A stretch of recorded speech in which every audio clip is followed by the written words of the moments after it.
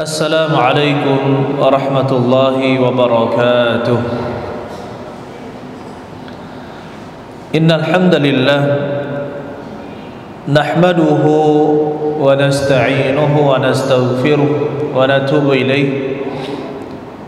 Wassalatu wassalamu al-akmalani ala nabiyil mustafa Muhammadin wa ala alihi wa sahbihi ajma'in wa ba'd.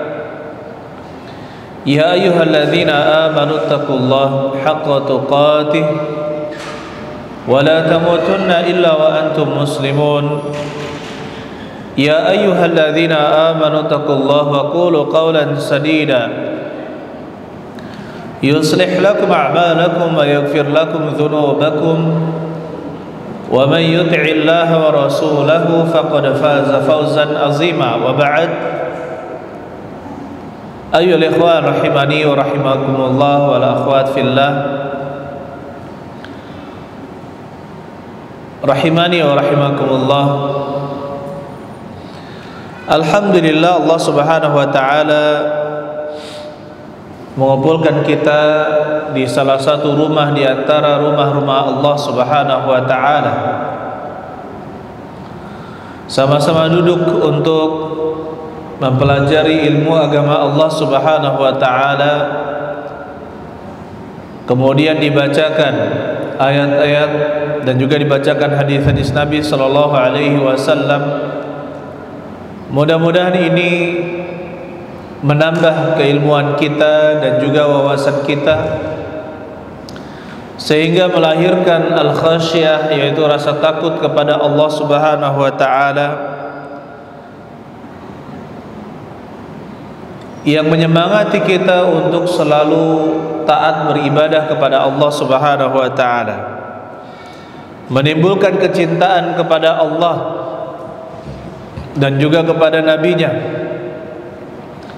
sehingga kita benar-benar melakukan apa yang diperintahkan oleh Allah Subhanahu wa taala atas dasar cinta dan juga roja, mengharapkan ganjaran dari Allah Subhanahu wa taala. Pada hari ini kita lanjutkan kajian kita tentang sifat-sifat wanita salihah. Sifat yang selanjutnya adalah wanita salihah selalu berbakti kepada kedua orang tuanya. Wanita salihah selalu berbakti kepada kedua orang tuanya. Mengenai ini dalilnya sangat banyak sekali, dan sebagian besarnya kita banyak mengulang atau mengingat kembali dalil-dalil ini. Di dalam surat Al-An'am ayat yang ke-151, Allah Subhanahu wa taala berfirman, "Qul ta'alau atlu ma harrama rabbukum 'alaikum alla tusyriku bihi syai'a wa bil walidaini ihsana."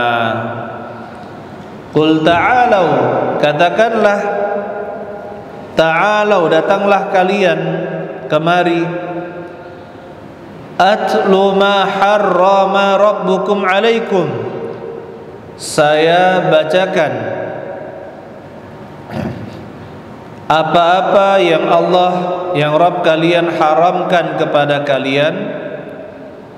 Alla tusyriku bihi syai'a, janganlah kalian berbuat syirik kepadanya dengan sesuatu apapun. Wa bil walidaini ihsana, dan kepada kedua orang tua berbuat baiklah. Di sini terdapat perintah untuk berbuat baik kepada orang tua. Ketika kita sudah memberikan hak Allah Subhanahu wa taala, yaitu hanya mentauhidkannya dan tidak berbuat syirik dengan sesuatu apapun, Maka berkaitan dengan makhluk, di antara makhluk-makhluk Allah Subhanahu wa taala ada manusia, dan di antara manusia ada yang harus kita dahulukan setelah hak Nabi sallallahu alaihi wasallam, yaitu kedua orang tua kita. Harus berbuat baik kepada kedua orang tua.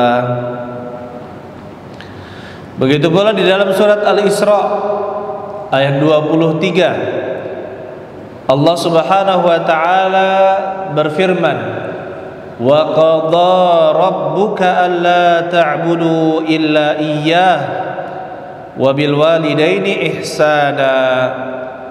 Wa qadha rabbuka, dan Rabbmu telah memutuskan, menetapkan, alla ta'budu illa iyyah, janganlah kalian menyembah kecuali kepadanya. Wabil walidaini ihsana, dan kepada kedua orang tua berbuat baiklah. Dan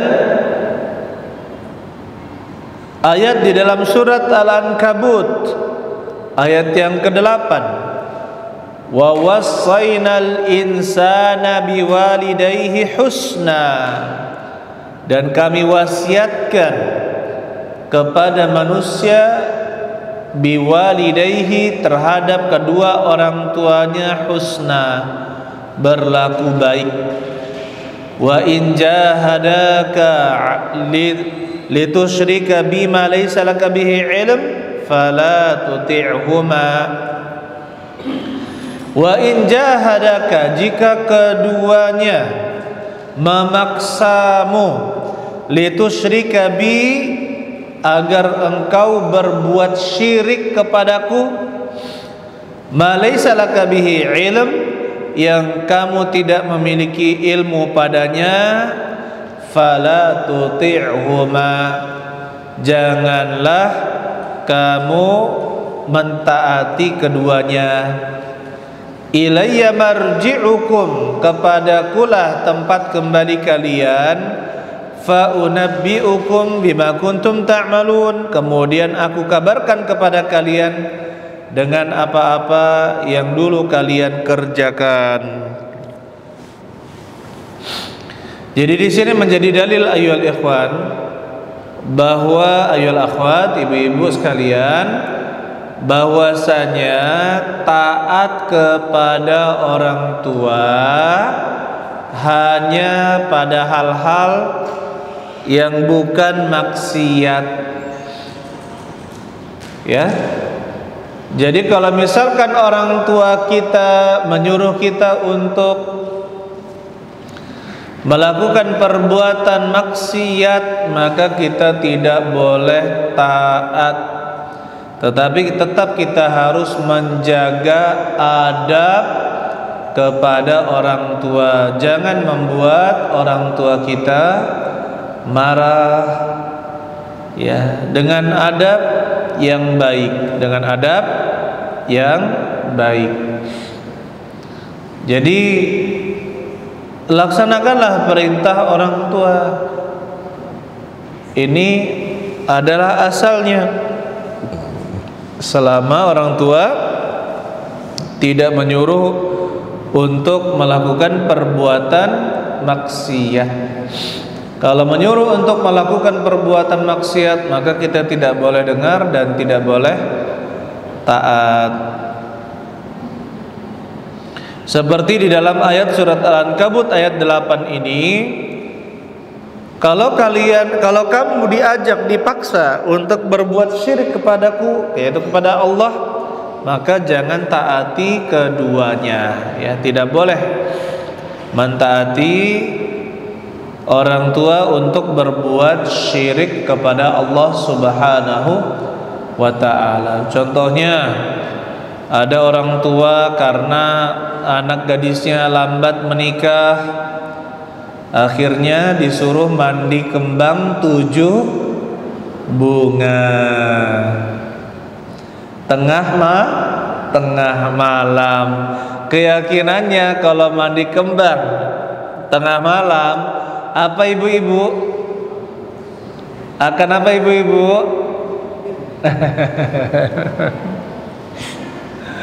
Akan mendatangkan jodoh dengan cepat, atau ada keyakinan-keyakinan yang lain. Dan kenapa harus 7 bunga? Ini hati-hati dengan angka 7 ya. Hati-hati dengan angka 7, karena angka itulah yang sering digunakan oleh para dukun. 7 air, 7 tanah, 7 bunga, 7 apa lagi? 7 daun dan macam-macam. Maka kita katakan ya, kita hanya bergantung kepada Allah Subhanahu wa ta'ala. Tidak boleh taat. Begitu pula kalau orang tua kita mengajak untuk bertabarruk, mengambil berkah di kuburan, ngalap berkah di kuburan, maka jangan diikuti. Begitu pula kalau misalkan kita punya tetangga punya buah mangga atau buah-buah yang lain, disuruh orang tua kita untuk mengambil, padahal belum diizinkan, maka jangan kita ambil. Kemudian selanjutnya Allah Subhanahu wa ta'ala berfirman di dalam surat Luqman ayat yang ke-14 dan ke-15. Wa wassaynal insana biwalidayhi, kami telah mewasiatkan kepada manusia biwalidayhi, untuk berbuat baik kepada kedua orang tuanya. Hamalathu ummuhu wahnan ala wahni wa fisaluh, dan ibunya telah mengandungnya dalam keadaan wahnan ala wahnin, kesusahan di atas kesusahan, wa fisaluhu fi amain, dan menyapihnya setelah 2 tahun. Anishkurli waliwalidayka ilayyal masir. Anishkurli, maka bersyukurlah kepadaku, waliwalidayka, dan juga kepada kedua orang tuamu, ilayyal masir, kepadakulah tempat kembali. Nah, di sini kita disuruh untuk bersyukur kepada Allah Subhanahu wa ta'ala, dan juga bersyukur, berterima kasih kepada kedua orang tua kita. Sebagaimana di dalam hadis, la yashkurullah man la yashkurun nas, tidak bersyukur kepada Allah orang yang tidak bersyukur kepada manusia. Dan jika manusia tersebut adalah orang yang paling banyak memberikan kebaikan kepadanya, yaitu orang tua, maka orang tua lebih pantas untuk didahulukan daripada yang lain. Kemudian dalam ayat yang ke-15 surat Luqman, wa in jahadaka ala an tusyrika bi ma laysa laka bihi ilm fala tuti'huma, dan apabila keduanya memaksamu untuk berbuat syirik kepadaku, ma laysa laka bihi ilm, yang mana engkau tidak memiliki ilmu padanya, fala tuti'huma, janganlah kamu taat kepada keduanya, wa sahibahuma fid dunya ma'rufa, dan pergaulilah keduanya fid dunya, di dunia, ma'rufan, dengan cara yang ma'ruf, yang baik. Wattabi' sabila man anaba ilayya, dan ikutilah jalan orang yang kembali kepadaku. Thumma ilayya marji'ukum, kemudian hanya kepadakulah tempat kembali kalian. fa unabbiukum bima kuntum ta'malun. Kemudian aku kabarkan kepada kalian dengan apa-apa yang kalian lakukan. Nah, di sini ya ada tambahan dari apa yang telah kita sebutkan, wa sahibahuma fid dunya ma'rufa, dan bergaullah dengan orang tua tersebut meskipun kedua orang tua tersebut musyrik, kafir, di dunia dengan cara yang ma'ruf, dengan cara yang baik. Apa itu ma'ruf? Ya, yang dinamakan ma'ruf di dalam syariat apa-apa yang baik dipandang manusia yang sesuai dengan syariat. Apa-apa yang baik dipandang manusia yang sesuai dengan syariat, itu namanya ma'ruf. Perbuatan yang ma'ruf, perbuatan yang baik dan disetujui syariat. Maka kita perlakukan kedua orang tua kita dengan cara yang baik. Dan perlakuan yang baik itu disesuaikan dengan adat masing-masing. Karena setiap daerah memiliki adat-adat yang berbeda-beda. Kalau di Saudi misalkan, yang namanya berbuat baik kepada orang tua itu mencium kening ketika bertemu. Jadi keningnya dicium, itu sebagai bentuk penghormatan. Itu kalau misalkan di negeri Arab, ya, di negeri Arab. Kalau misalkan di Indonesia mungkin cukup mencium pipi orang tua. Dan kalau misalkan kita tanya ya, ibu-ibu sekalian, ibu-ibu kan punya anak kecil ya. Kalau misalkan ibu-ibu dicium pipi kanan atau pipi kiri oleh anak kecil, anak kita, bagaimana rasanya, Bu? Sangat bahagia rasanya, ya kan? Contohnya saya sendiri punya anak gitu. Kapan saya baring, kemudian anak ingin itu, saya minta nih cium pipi Abi. Akhirnya ketika dicium kita merasakan kenikmatan yang luar biasa, kasih sayang dari seorang anak. Dan ingat, perasaan itu ya, selamanya kita itu adalah anak bagi orang tua kita. Selamanya kita adalah anak. Kita mau jadi presiden kek, mau jadi raja kek, di mata orang tua kita, kita adalah anaknya. Di mata ibu kita, beliaulah yang melahirkan kita. Di mata bapak kita, dialah yang telah berjuang untuk ya anaknya yang dia nafkahi sejak kecil atau bahkan ketika janin.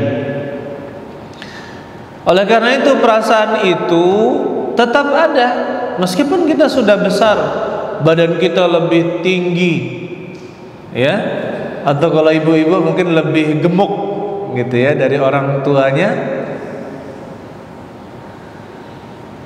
Kalau bertemu dengan orang tua, ya, ciumlah pipinya, ciumlah pipinya. Dan ini subhanallah bukan aib, malah orang tua itu akan sangat bahagia insya Allah,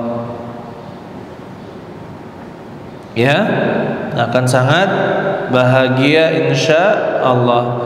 Dan sangat sedikit kalau kita perhatikan di masyarakat yang melakukan hal itu. Ya, padahal kita sendiri sangat senang apabila dicium oleh anak kita sendiri. Jadi walaupun besar, Walaupun kita sudah tua, sudah punya anak, orang tua itu akan terus menganggap kita sebagai anaknya. Kemudian di dalam ayat ini kita bil faidah, wattabi' sabila man anaba ilayya, dan ikutilah jalan orang yang kembali kepadaku. Ini menjadi dalil bahwasanya sudah sepantasnya kita mengambil pelajaran dari kisah-kisah orang sebelum kita dan juga kabar-kabar baik dari orang-orang soleh di sekitar kita yang mereka itu kembali kepada Allah Subhanahu wa ta'ala. Kita baca misalkan kalau wanita membaca kisah tentang sahabiat, sahabat-sahabat Nabi sallallahu alaihi wasallam yang wanita.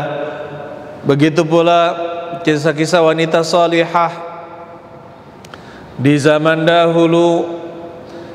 Di zaman dahulu kita baca kisah-kisah tersebut. Kisah misalkan istri-istri para nabi, ya, kemudian istri Nabi Muhammad sallallahu alaihi wasallam, para sahabiat yang sangat taat, para tabi'in, ya, tabi'iyat, yaitu para tabi'in yang wanita yang sangat taat kepada Allah Subhanahu wa taala. Maka dengan membaca kisah-kisah orang yang kembali kepada Allah Subhanahu wa ta'ala, itu akan menyemangati kita untuk memperbaiki amal ibadah kita. Kemudian ayyuhal ikhwan, ayyuhal akhwat rahimani wa rahimakumullah, Rasulullah sallallahu alaihi wasallam pernah ditanya oleh Abdullah bin Mas'ud. Beliau ditanya oleh Abdullah bin Mas'ud, ayyul amali ahabbu ilallah, amalan apa yang paling dicintai oleh Allah? Maka beliau menjawab, as-salatu ala waqtiha, salat pada waktunya. Qala thumma ayyu, kemudian apa? Kata Abdullah bin Mas'ud, qala birru al-walidain. Yang kedua adalah birrul walidain, berbakti kepada kedua orang tua.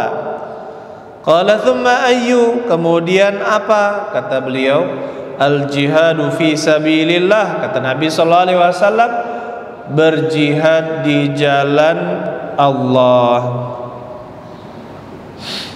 Jadi di sini kita lihat bahkan birrul walidain, berbakti kepada orang tua, lebih didahulukan penyebutannya dari jihad fi sabilillah, lebih didahulukan.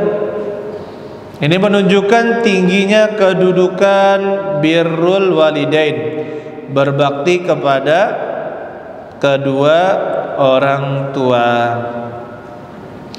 Secara ringkas, berbakti kepada orang tua itu setidaknya melakukan 3 hal.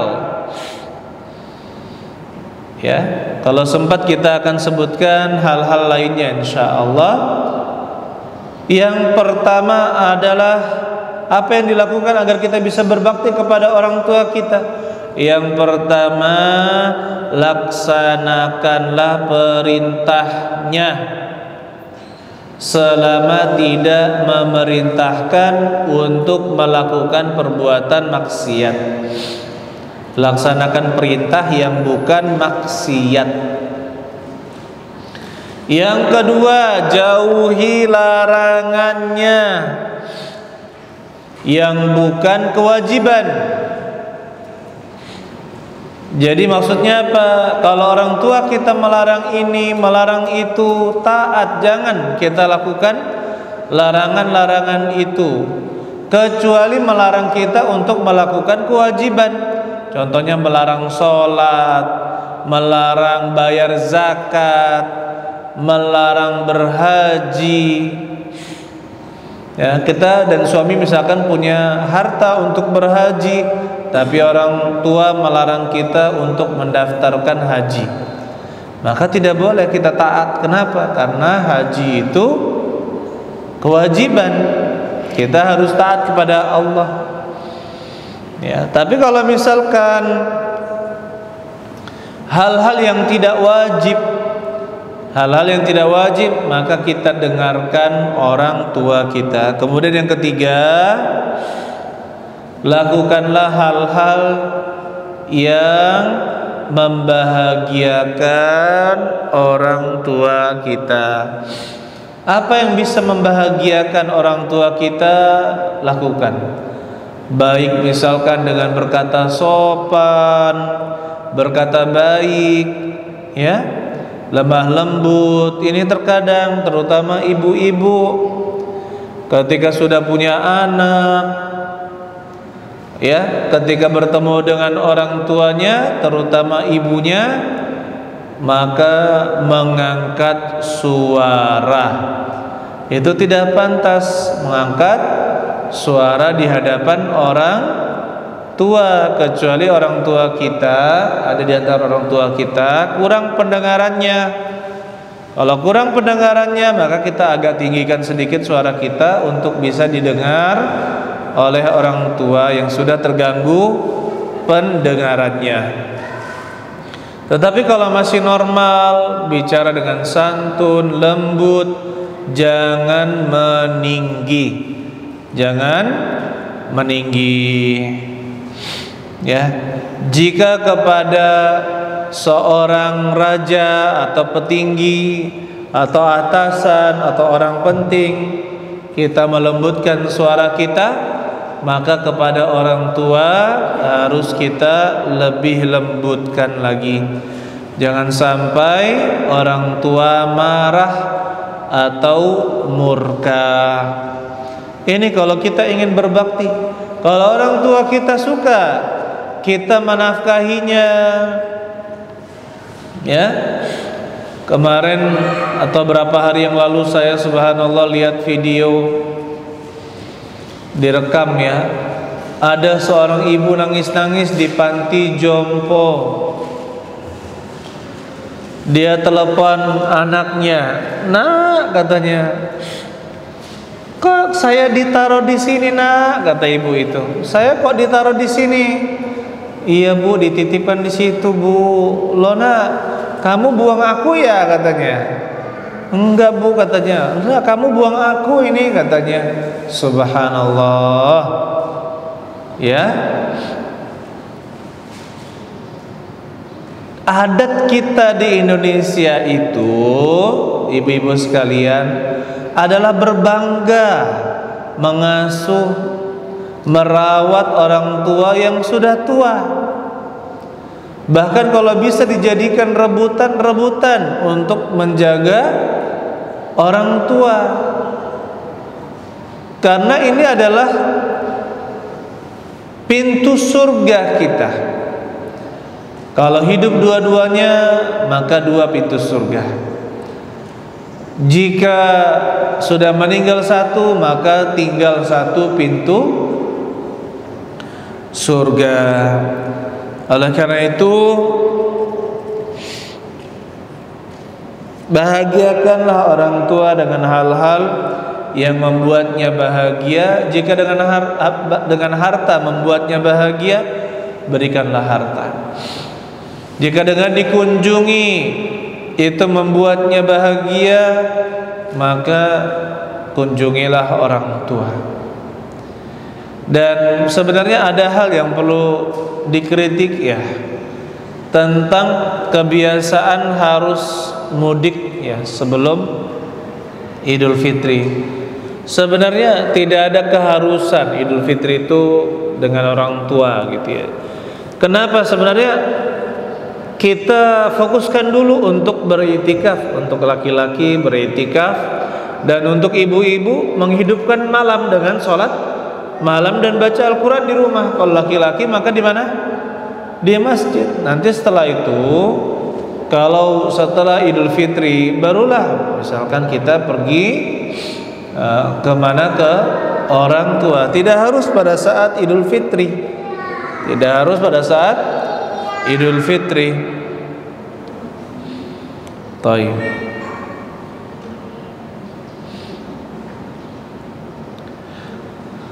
Kemudian selanjutnya, ayuhal akhwat fiddin, Rasulullah sallallahu alaihi wasallam mengatakan, innallaha harrama alaikum uquqal ummahat. Sesungguhnya Allah melarang kalian untuk durhaka kepada para ibu. Wa man'an wahat, menahan hak orang lain tapi minta dilebihkan untuk bagiannya. Wa wa'dal banat, mengubur anak-anak bayi perempuan. Wa kariha lakum qila wa qal, dan Allah membenci pada kalian qila wa qala, yaitu berkata-kata tanpa disaring, tanpa difilter, tanpa berita tidak disaring terlebih dahulu, tidak dicek. Wa kathratus su'al, banyak bertanya atau banyak meminta. Wa idha'atul mal, dan yang terakhir adalah membuang-buang harta. Membuang-buang harta, boros, menghambur-hamburkan harta, itu namanya boros. Nah, itu juga tidak baik, dibenci oleh Allah Subhanahu wa taala. Nah, di sini ayolah ikhwan, Nabi sallallahu alaihi wasallam mengatakan harrama alaikum uquqal ummahat, melarang kalian untuk durhaka kepada para ibu. Kenapa? Karena ibu-ibu itu tidak seperti bapak-bapak. Kalau bapak-bapak semakin tua, maka dia semakin memiliki kewibawaan, hikmah, kekuasaan, harta dan sebagainya. Sedangkan ibu-ibu, ya, banyak yang lemah di hadapan anak-anaknya. Maka kalau kita mendapatkan ibu kita dalam keadaan tua, itulah saatnya kita menunjukkan bakti kita kepada ibu kita. Ya, jangan sampailah meninggikan suara di hadapan ibu. Ibu mungkin tidak pintar, tetapi beliaulah yang mengajarkan kita bicara. Ya, kita diajarkan berbicara, diajarkan berbahasa. Ada yang bahasa Indonesia, ada yang bahasa Jawa, bahasa Komering dan lainnya. Yang mengajarkan itu siapa? Ibu. Memperhatikan, maka tidak sepantasnya untuk durhaka kepada sang ibu. Peringatan Nabi sallallahu alaihi wasallam, ummuka thumma abika. Siapakah yang paling berhak untuk saya perlakukan baik ya Rasulullah? Ibumu. Kemudian siapa ya Rasulullah? Ibumu. Kemudian siapa ya Rasulullah? Ibumu. Baru kemudian siapa ya Rasulullah? Bapakmu. 3 banding 1. Kenapa? Karena banyak manusia durhaka kepada ibunya sendiri. Maka Nabi sallallahu alaihi wasallam sangat menganjurkan untuk berbakti kepada ibu. Bukan berarti tidak berbakti kepada ayah. Kalau kepada ayah itu tidak disuruh pun orang akan mengikutinya. Tetapi kepada ibu hati-hati. Ya, mentang-mentang ibunya semakin lemah, maka jangan sekali-kali menyakiti hati ibu. Dan perlu kita ingat, orang tua itu semakin tua memiliki sensi, ya, memiliki apa? Jiwa yang sangat perasa. Dikit-dikit seperti ini, dikit-dikit seperti itu. Jadi itu adalah suatu hal yang wajar. Salah satu alasan kenapa usia pensiun itu berapa Pak di sini? 56. 55 ya. Kenapa 55 itu menjadi usia pensiun? Ternyata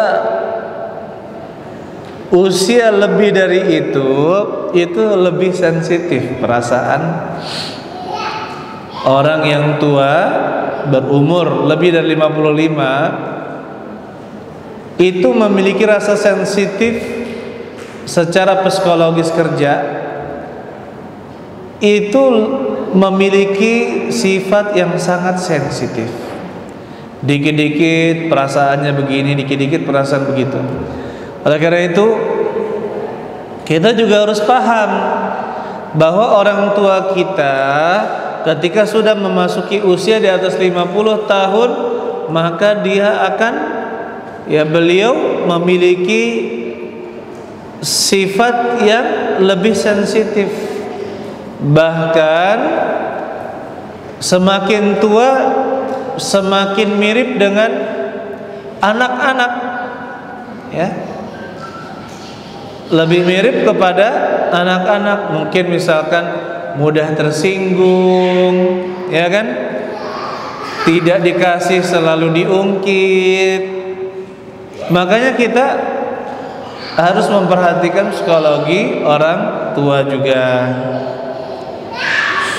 Kemudian selanjutnya ibu-ibu sekalian rahimani wa rahimakumullah wa kunallah, Rasulullah SAW mengatakan, ala unabbi'ukum bi akbaril kabair, maukah saya kabarkan kepada kalian dosa besar yang sangat besar? Diulangi oleh Rasulullah SAW sebanyak 3 kali. Qalu bala ya Rasulullah. Mereka berkata, ya wahai Rasul Allah. Qala, beliau berkata, al-isyraku billah, berbuat syirik kepada Allah, wa uququl walidain,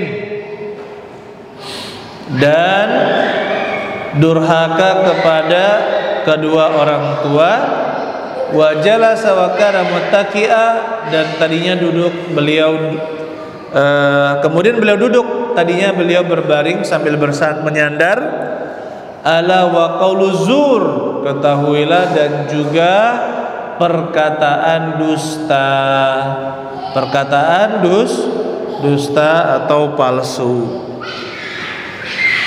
Jadi ini dosa besar yang sangat besar adalah durhaka kepada kedua orang tua kita.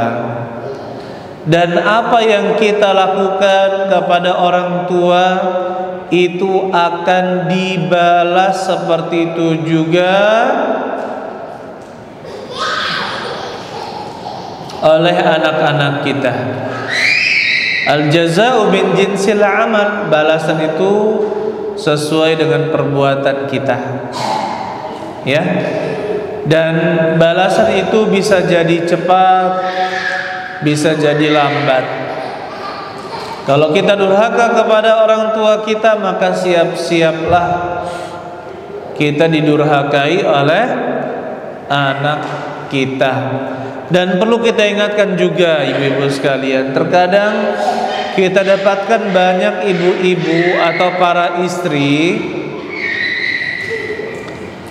itu melarang suaminya memberikan harta kepada ibunya atau bapaknya suami, ya.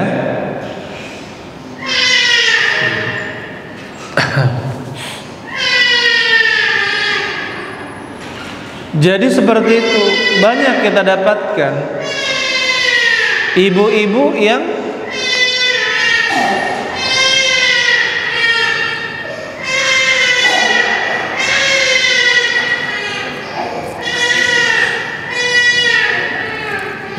sebentar ada iklan sedikit.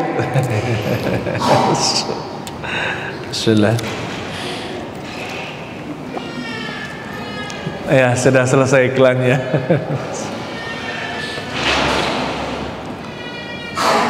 Jadi banyak ya, bukan sedikit, banyak ibu-ibu di masyarakat kita sangat pelit kalau suami memberikan harta kepada orang tua suami, dan selalu perhitungan menuntut agar dia juga memberikan yang sama kepada mertua suami, yaitu kepada bapak dan ibunya istri. Itu tentu tidak sama. Mertua itu bukan orang tua suami, ya. Jadi berbuat baik, berbuat ihsan itu dianjurkan.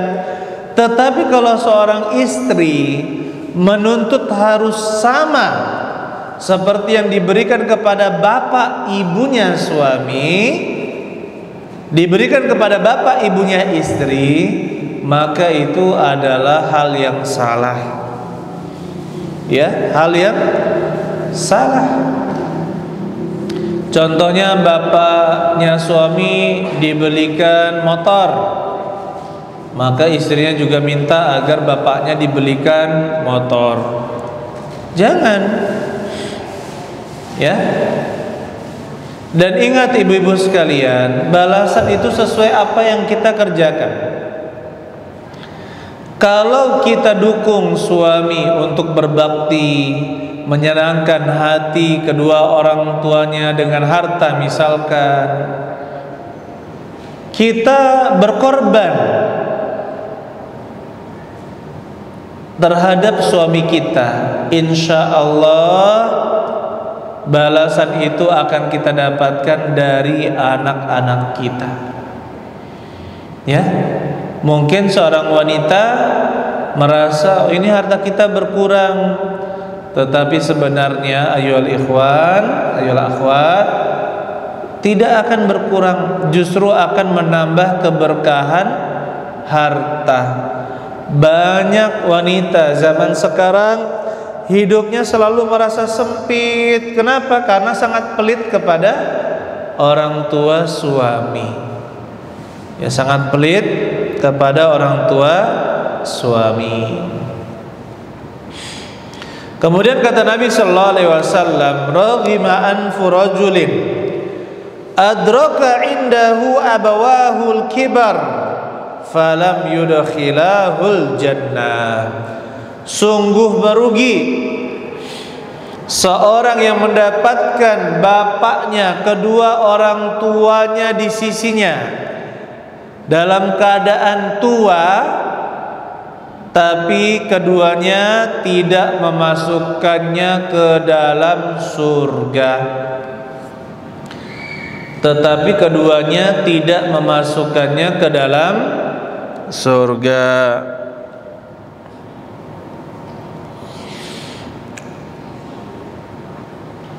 Ya.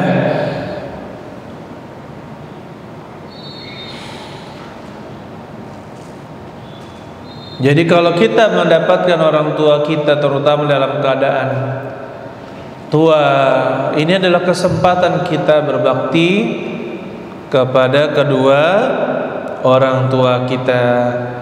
Jangan sampai Allah Subhanahu wa taala mencabut nyawa beliau lebih awal, sehingga yang ada hanyalah penyesalan. Sebelum itu terjadi, maka berbaktilah kepada kedua orang tua kita. Kemudian ayyuhal ikhwan rahimani wa rahimakumullah wal akhwat fid din rahimani wa rahimakunallah.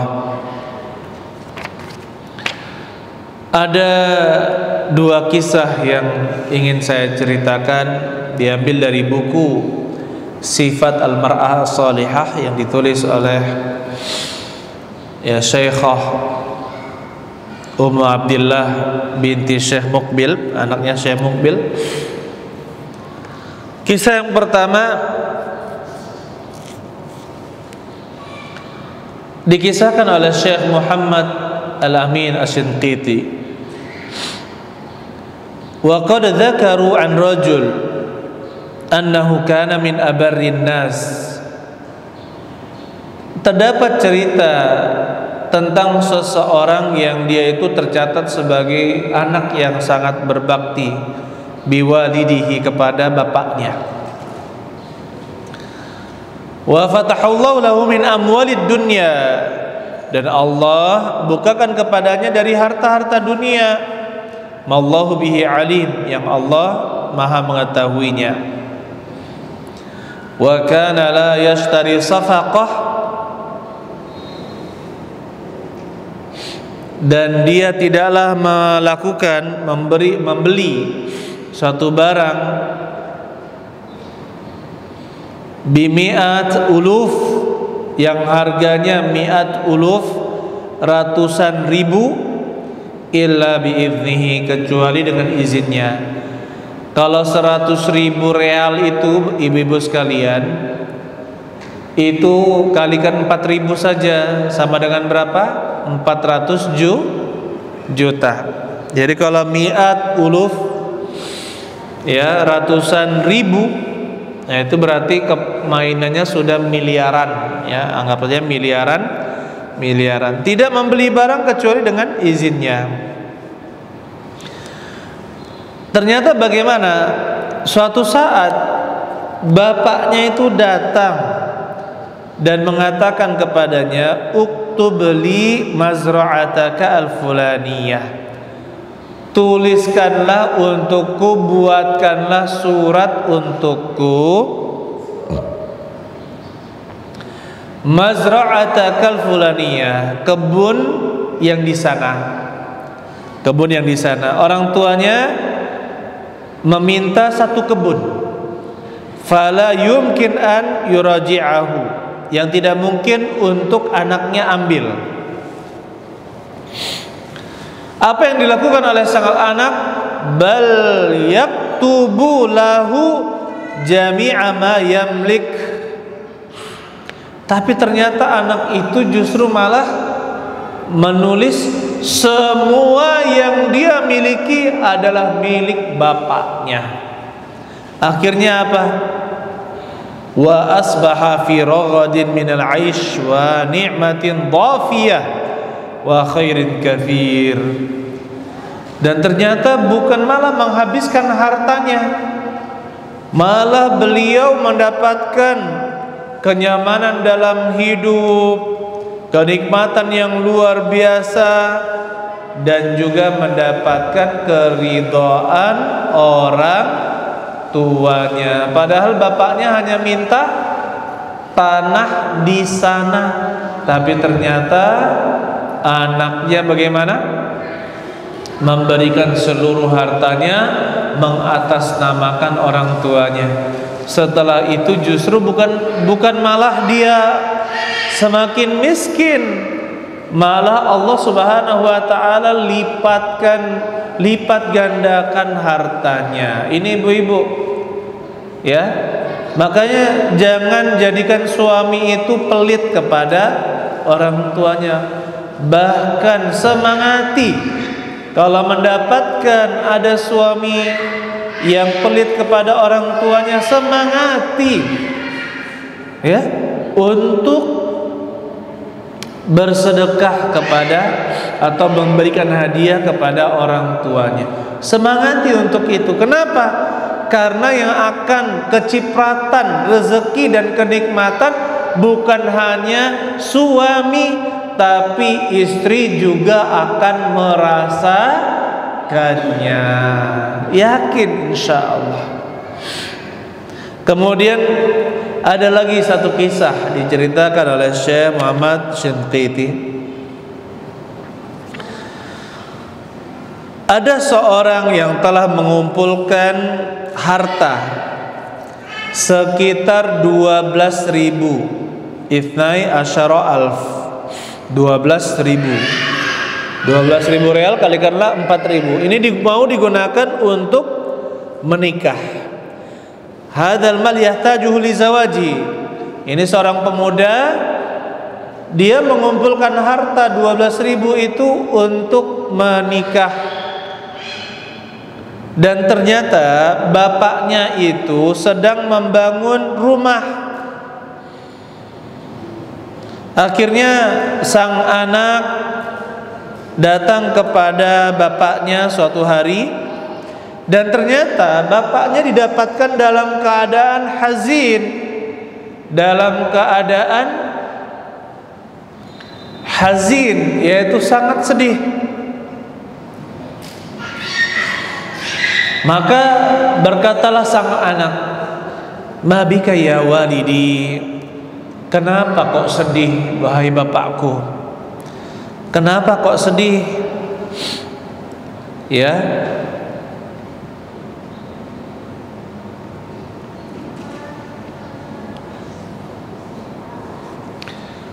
Maka beliau berkata, si fulan yutalib bimalihi, dia minta tagihannya dibayar. Tagihannya dibayar. Famakana minhu illa an sawarathu nafsuhu an yu'tiya walidah ma indahu. Akhirnya dia berpikir, ya Allah, saya ingin membantu orang tua, ya tadi kan tidak ada harta yang dimiliki kecuali 12.000 tersebut, 12.000 real, yang mana itu dipersiapkan untuk apa? Untuk menikah. Akhirnya goncanglah hatinya, saya bantu orang tua atau saya pertahankan. Tapi orang tua sangat sedih, ya kan? Yang punya harta ingin dibayar secepatnya. Akhirnya pemuda tersebut mengatakan, hatta wafaqallahu subhanahu wa ta'ala wa syaraha sadri. Akhirnya Allah pun melapangkan hatiku dan memberikanku taufik. Akhirnya saya membawa harta yang 12.000 itu, diberikanlah kepada bapaknya. Maka bapaknya bersumpah, wallahi lan akhuz, saya tidak akan ambil. Maka sang anak bersumpah balik, demi Allah, wahai bapak, ambillah ini memang untuk bapak. Akhirnya karena sang anak memaksa agar bapaknya mengambilnya, dan melihat bahwasanya sang anak benar-benar ikhlas di dalam pemberiannya, akhirnya bapaknya pun mengambil harta anaknya tersebut dan mendoakan agar Allah Subhanahu wa ta'ala meridhai anaknya dan membukakan berbagai macam kebaikan, melapangkan rezekinya kepada anaknya. Apa kata sang anak? Faqumtu min indi walidi wa ana ash'uru bi sa'adatin 'azimah. Coba lihat. Saya pun setelah itu pulang, ya, dan ternyata saya merasakan kebahagiaan yang luar biasa. Justru malah merasakan kebahagiaan yang luar biasa setelah memberikan uang yang banyak itu. Bagi bujang, uang 12.000 atau sekitar berapa ya, 50 juta kali ya, untuk menikah itu kira-kira bagaimana besar, ya kan? Untuk menikah, apalagi di Saudi. Di Saudi itu 50.000 itu rasanya seperti berapa saja, enggak besar gitu ya. Paling seperti 10 juta, 3-15 juta kalau di kita. Akhirnya beliau mengatakan bahwa dalam seminggu, ya, ternyata setelah seminggu kejadian itu datang orang yang sangat kaya dan diajak kawannya. Jadi kawannya, ya, pemuda tadi memiliki sahabat yang orangnya sangat kaya. Makan bareng, diajak makan bersama. Maka berkatalah orang kaya tersebut, ahtaj ila wakil, saya butuh wakil untuk mengurus harta saya. Ya, siapalah ya orang yang bisa dipercaya mengurus harta saya, karena hartanya sangat banyak yang harus diurus. Maka berkata langsung sahabatnya, la a'rifu laka akthar amanatan min hadzal rajul. Kata sahabatnya itu, saya enggak tahu ada yang paling amanat dalam amanah kecuali sahabat saya ini. Akhirnya apa? Dia ditunjuk jadi wakil untuk mengurus properti-properti orang kaya tersebut. Ya, ternyata dari penjualan harta tersebut, untung yang dia dapatkan adalah mi'ah wa ishrina alfan, 120.000. Padahal yang tadi dikasihkan kepada orang tuanya hanya 12.000, ternyata Allah ganti dengan 10 kali lipat, yaitu 120.000. Berapa itu? Kalikan 4.000, 500 juta lebih ya. Subhanallah. Ya, coba lihat, kalau seorang itu tidak pelit kepada orang tuanya, maka Allah akan bukakan berbagai macam pintu rezeki yang halal. Sudah dapat keridhaan orang tuanya,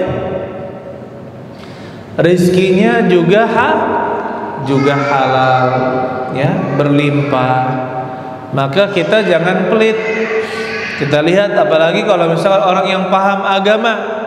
Kata Nabi sallallahu alaihi wasallam, anta wa maluka li abika. Engkau dan hartamu itu adalah milik bapakmu. Engkau dan hartamu itu adalah milik bapakmu. Jadi jangan pelit-pelit. Terkadang subhanallah kita mendapatkan ada rekan-rekan kita atau suami-suami ya, memberikan harta kepada orang tuanya diam-diam. Jangan sampai ketahuan istri, katanya. Jangan sampai ketahuan istri. Jangan bilang orang kepada istri, nanti apa, nanti begini, nanti begitu. Jangan bilang ke istri saya ya. Kalau ketahuan panjang ceritanya. Subhanallah. Seharusnya wanita yang solehah itu justru menyemangati suaminya agar berbakti kepada orang tua. Kalau nafkah sudah diberikan, ya, nafkah sudah diberikan, ajaklah suami untuk menggunakan hartanya pertama kali untuk berbakti kepada orang tuanya. Insya Allah kita akan mendapatkan cipratan dari keberkahan bakti suami kepada kedua orang tuanya, insya Allah. Kemudian ayyuhal ikhwan rahimani wa rahimakumullah, Nabi sallallahu alaihi wasallam mengatakan, ridallah fi ridha al-walidain. Keridhaan Allah tergantung pada keridhaan kedua orang tuanya. Wa sakhatullah fi sakhati al-walidain. Kemarahan Allah tergantung pada kemarahan orang tua. Maka kalau kita ingin dimudahkan beramal soleh dan meninggalkan perbuatan maksiat, carilah keridhaan orang tua. Maka alangkah indahnya ucapan dari rekan-rekan kita ya, yang kita dapatkan. Kalau kamu mau cari muka kepada orang, Jangan cari muka kepada siapapun kecuali kepada orang tua. Kalau mau cari muka, cari mukalah kepada orang tua. Kenapa? Karena Allah sendiri yang mengaitkan keridhaannya dengan keridhaan orang tua. Ketika misalkan kita menampakkan amal ibadah kita kepada orang, maka itu riya. Tapi kalau misalkan orang tua kita bahagia melihat anaknya beramal soleh, maka Allah juga akan ridho dengannya. Ya, mencari keridhaan orang tua.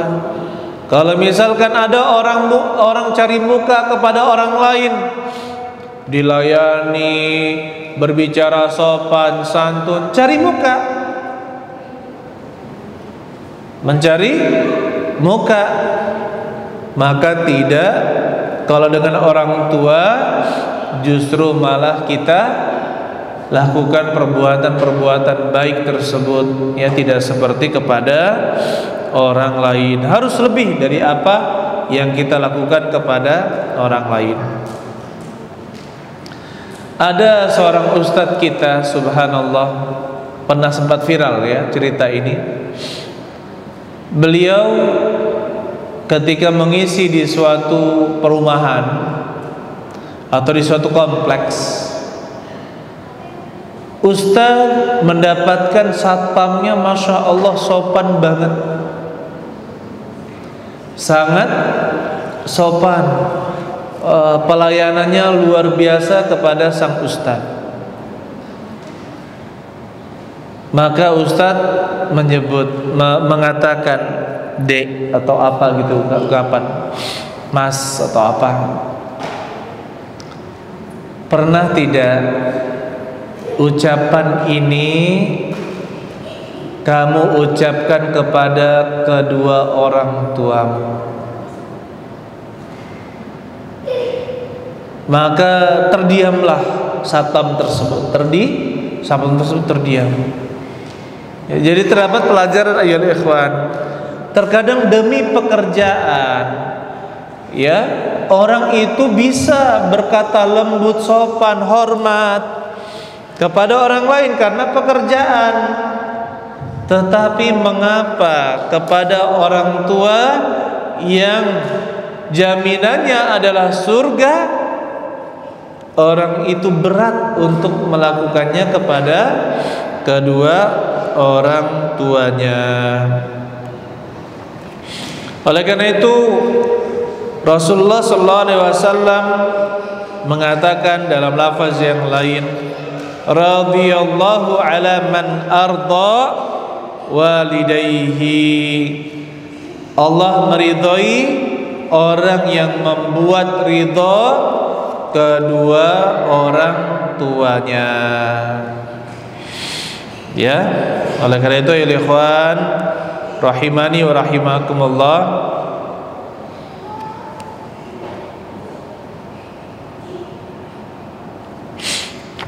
di antara ucapan para ulama, ya,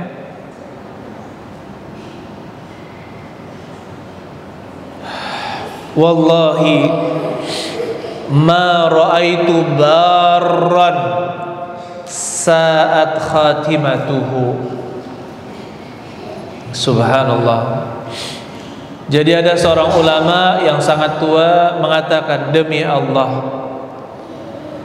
saya tidak pernah melihat ada seorang pun yang berbakti kepada orang tuanya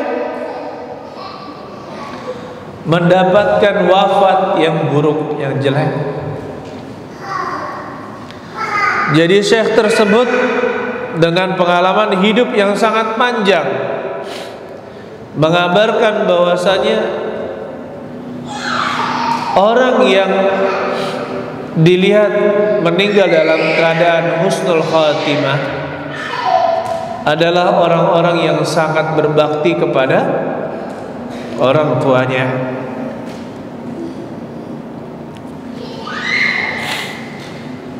Jadi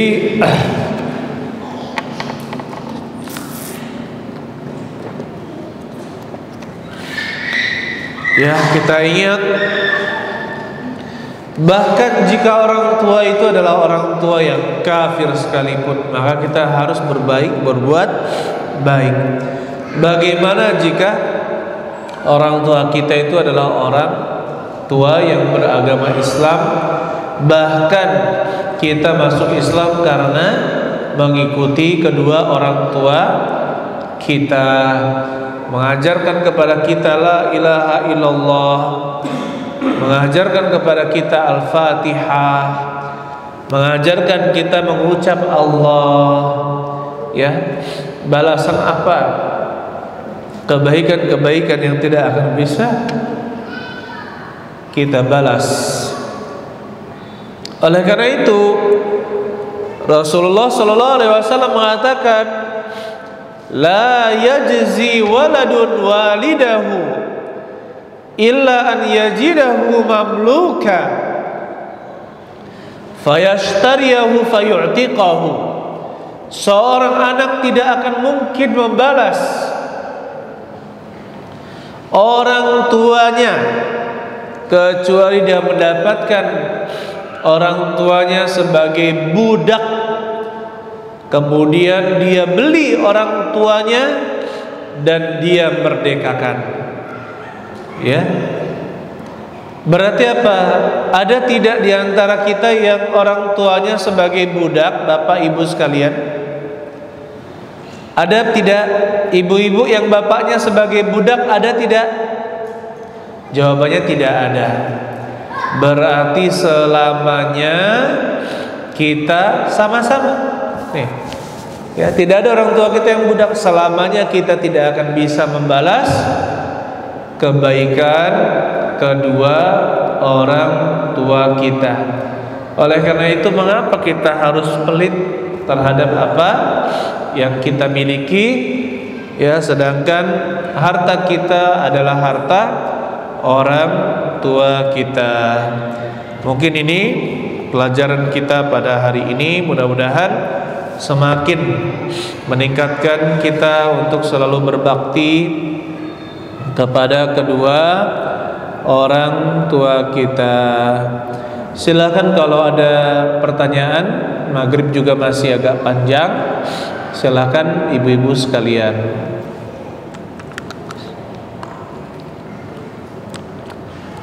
Kalau ada bisa dikirim atau ditaruh di tabir, nanti ada Pak Suryo yang ngambil, insyaallah.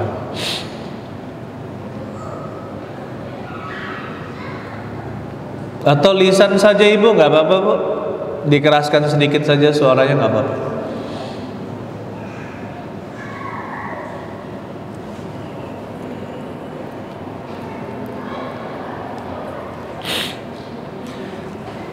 Saya punya tulisan ya dulu di salah satu blog. Jadi yang paling sering dikunjungi itu tulisan tentang orang tua menzolimi saya. Jadi banyak sekali pertanyaan dan itu berulang ya.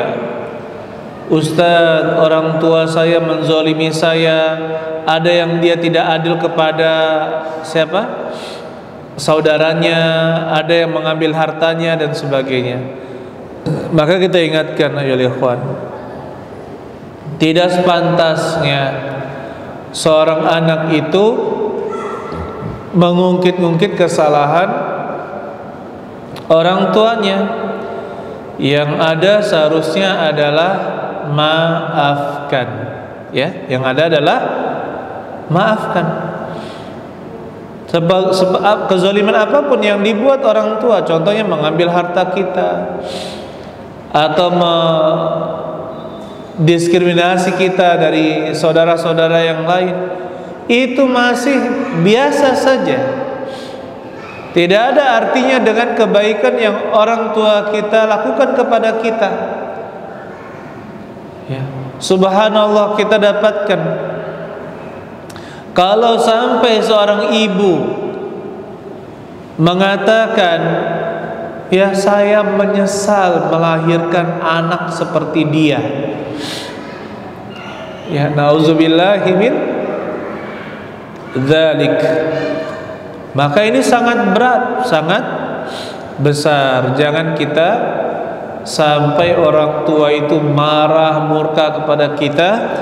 Na'udzubillahi min dzalika. Adapun kezaliman, sikap kasar orang tua dan yang lainnya, maafkan, ya, maafkan. Kalau tidak ada, ya silakan. Iya. Apakah misalkan kan kondisi orang tua tuh makin tua, penyakit. Nah, kalau misalnya tuh kita menjaga dia, artian jangan ini lah, jangan ini kan kebaikan. Nah, hal seperti itu apa termasuk yang kita berkata lebih keras dengan beliau atau? Jadi mengarahkan orang tua itu bagaimana? Apakah ini ketika kita mengarahkan ke orang tua, jangan ini, jangan itu, apakah itu termasuk mengangkat suara atau lebih keras dari orang tua? Jawabannya tergantung bagaimana kita membahasakannya.